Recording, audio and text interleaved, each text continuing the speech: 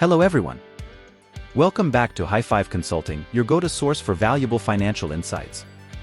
Today, we're diving into a crucial topic for individuals navigating the U.S. tax system: estimated taxes and Form 1040-ES. As many of you know, estimated taxes play a vital role, especially if you earn income not subject to withholding.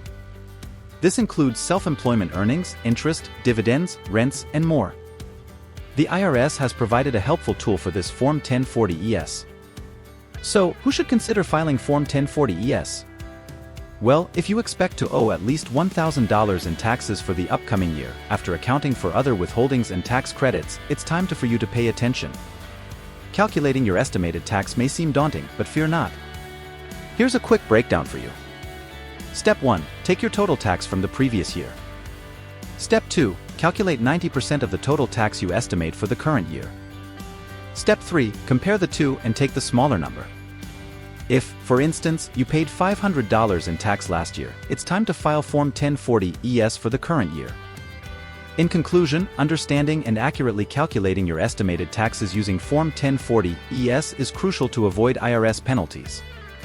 Remember, staying informed and proactive about your taxes is the key to financial health and peace of mind.